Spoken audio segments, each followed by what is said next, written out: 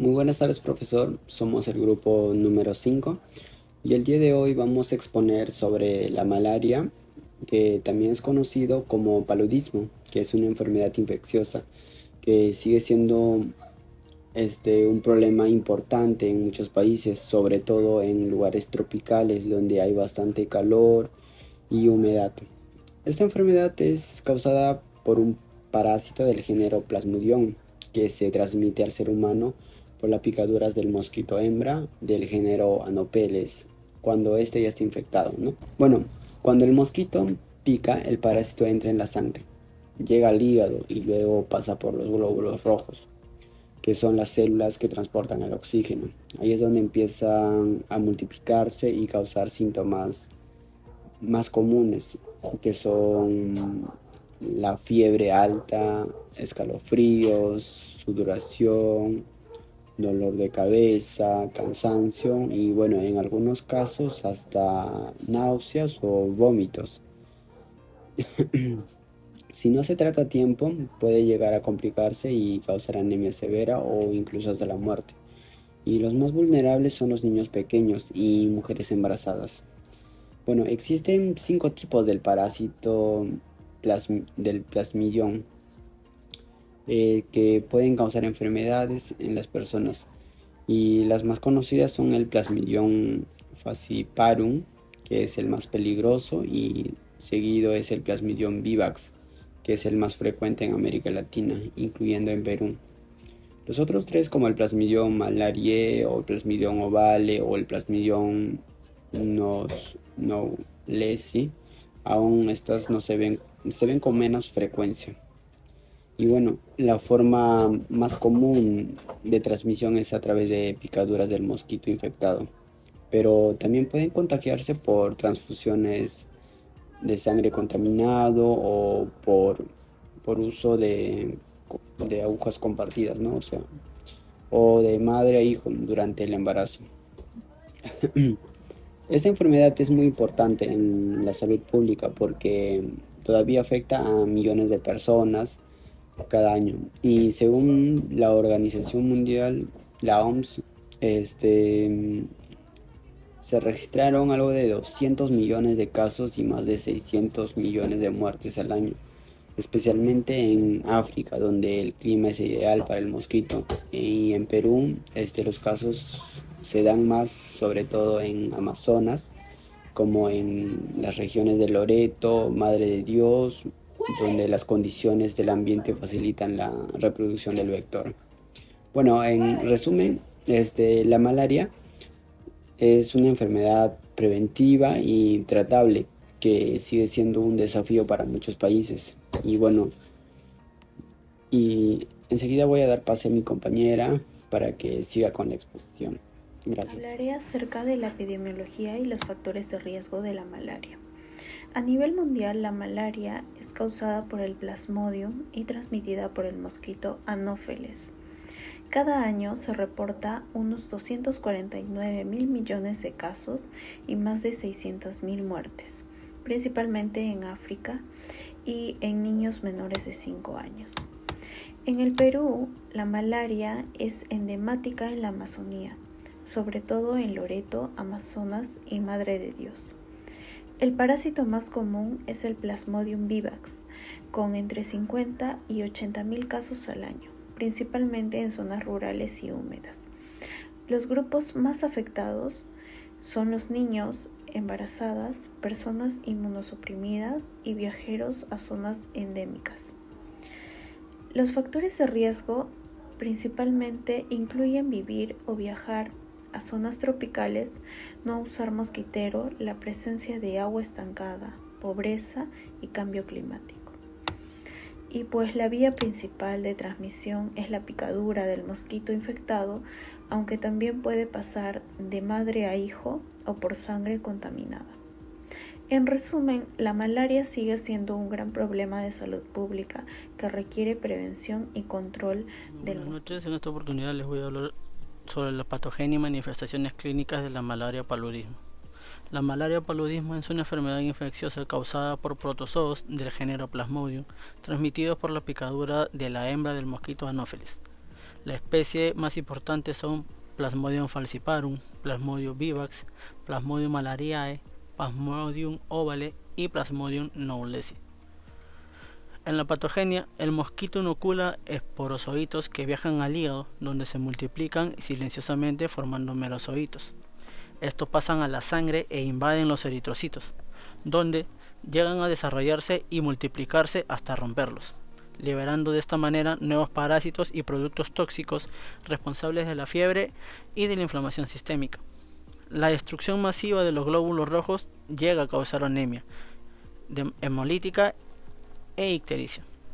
Y en infecciones del Plasmodium falciparum, los eritrocitos parasitados se adhieren al endotelio capilar, produciendo obstrucción microvascular y daño a órganos como el cerebro, riñones y pulmones. En las manifestaciones clínicas, estas aparecen tras un periodo de incubación de 7 a 30 días. El cuadro llega a caracterizarse por accesos febriles cíclicos con 3 fases: escalofríos intensos, fase de sudoración y fiebre febril. En escalofríos intensos con sensación de frío y temblores, en su fase de sudoración en la que la fiebre cede y aparece gran agotamiento, y en fase febril con la temperatura elevada de 39 a 41 grados, presentando cefaleas y malestares. Estos episodios se repiten cada 48 o 72 horas según la especie del Plasmodium. Además, son frecuentes la anemia, esplenomegalia, ictericia, náuseas y dolor abdominal. En los casos graves, especialmente por Plasmodium falciparum, pueden llegar a presentarse malaria cerebral, que es una complicación grave de la malaria, generalmente asociada con la infección por el Plasmodium falciparum. Esta condición afecta el cerebro y al estado mental del paciente, y es más común en niños menores de 10 años y en mujeres embarazadas. Insuficiencia renal o hepática. La insuficiencia es una condición en la que el hígado deja de funcionar correctamente. Edema pulmonar o shock. El edema pulmonar se debe a la acumulación de líquido en los pulmones, lo que dificulta la respiración y puede ser potencialmente mortal. Todo esto tiene un alto riesgo de muerte si es que no es tratado de manera adecuada, oportuna y rápida. Me toca diagnóstico de la malaria o paludismo. Este diagnóstico temprano es también esencial, porque evita complicaciones graves y ayuda a controlar la transmisión. Tenemos el primer diagnóstico clínico, que es sospecha malaria cuando la persona presenta estos síntomas, como fiebre alta, escalofríos, sudoración intensa, dolor de cabeza, náuseas o también malestar general. Y aparte también cuando la persona tiene antecedentes de haber estado en una zona endémica, ¿no? Pero sabemos que este diagnóstico no solo nos orienta, no afirma la enfermedad.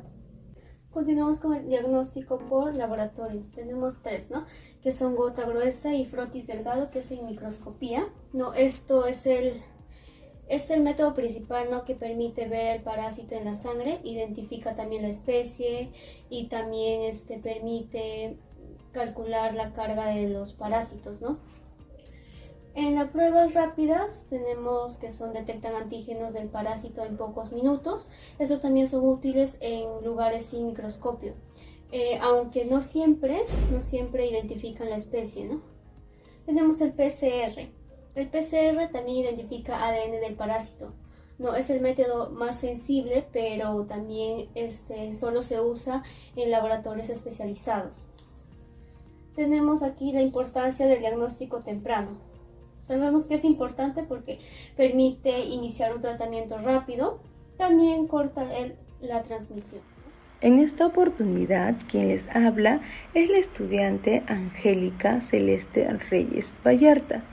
Bueno, yo les voy a hablar un poco sobre el tratamiento de la malaria. Hay que recordar que la malaria sí tiene cura, pero también es muy importante saber si se trata a tiempo. El tratamiento va a depender del tipo de parásito que va a causar la enfermedad en nuestro organismo. Por lo general, se usan medicamentos llamados antipalúdicos. ¿Qué van a hacer estos medicamentos en nuestro organismo?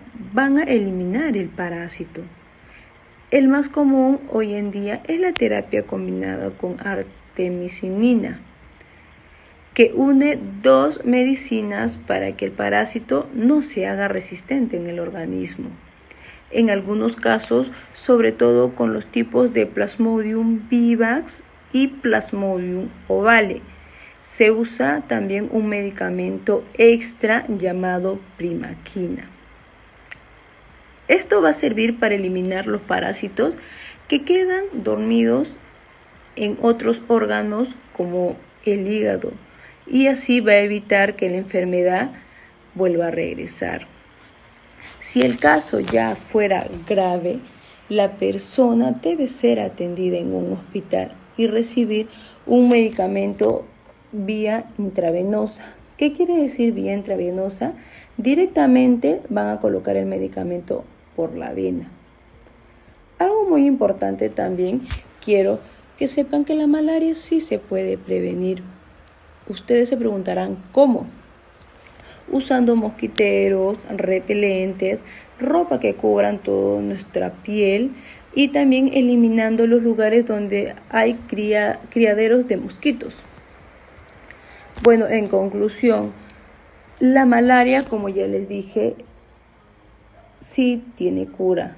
También recordar que es una enfermedad peligrosa, pero sí se puede curar y sí se puede prevenir, siempre y cuando si se detecta a tiempo y también si se sigue un tratamiento correctamente. La persona va a poder recuperarse por completo. Por eso, si tiene síntomas como fiebre, escalofríos o cansancio, acude al médico de inmediato.